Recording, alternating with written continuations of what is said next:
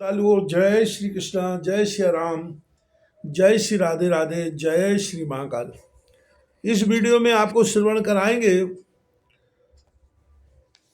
श्री कृष्ण और दुर्योधन की कटु वार्ता और पांडवों का दुर्योधन के पास लौटकर आना। भीम के द्वारा दुर्योधन के परास्त होने पर पांडव पक्ष के योद्धा आनंद ध्वनि करने लगे और अपने अपने शस्त्रों को तथा वस्त्रों को उछाल उछाल कर नाचने कूदने लगे तथा अन्य कितने ही दुर्योधन का दुर्वाक्यों द्वारा अपमान भी करने लगे। इस पर श्री कृष्ण ने कहा कि हे राजाओं, दुर्दशाग्रस्त शत्रु का अपमान नहीं करना चाहिए। अपने गुरुजनों की हितकर शिक्षा की अवहेलना करने वालों का यही परिणाम होता है। इस पापात्मा ने महात्मा पांडवों का जितना अपमान किया है, यह उसी का फल है कि मरते समय साधारण सैनिक भी अपमान करने वाले वाक्य कह रहे हैं। श्री कृष्ण से तिरस्कृत होने पर दुर्योधन अत्यंत क्रोधित हुआ और कहने लगा, ग्वाले, हम तुमसे अधिक अधर्मी किसी भी दशा में नहीं। तूने शिखंडी को आगे करके छल द्वारा भीष्म पितामह का वध कराया। अश्वत्थामा की मृत्यु के समाचार से दुखी द्रोण को झूठ का सहारा लेकर परास्त किया। निशस्त्र और युद्ध से विरत भूरिश्रवा को निर्दयता से मारा। रथ से उतरे हुए कर्ण को असहाय अवस्था में अर्जुन द्वारा युद्ध नीति के विरुद्ध वध कराया।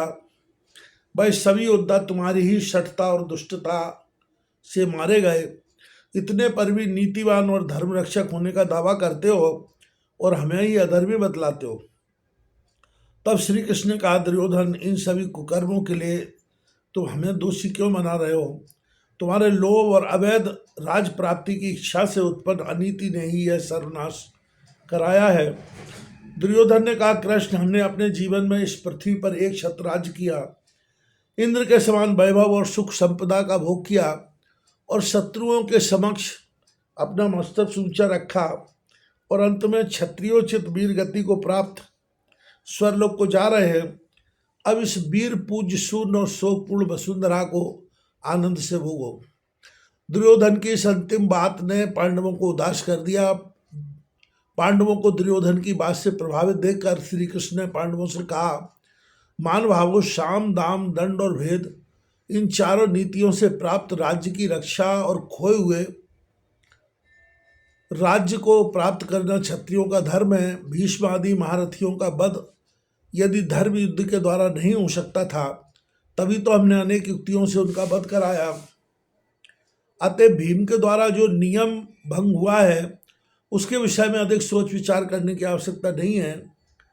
अब हमारा कार्य पूर्ण हो चुका है।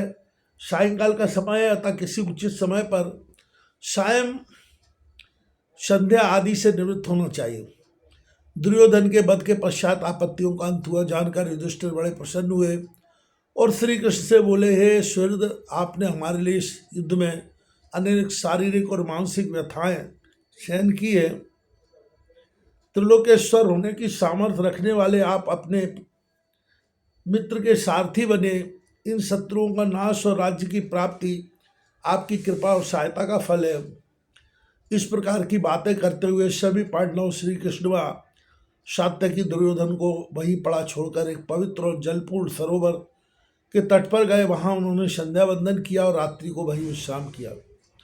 इधर पांचाल वीर द्रौपदी के पांचों पुत्रों को साथ लेकर कौरवों के शिविर में गए।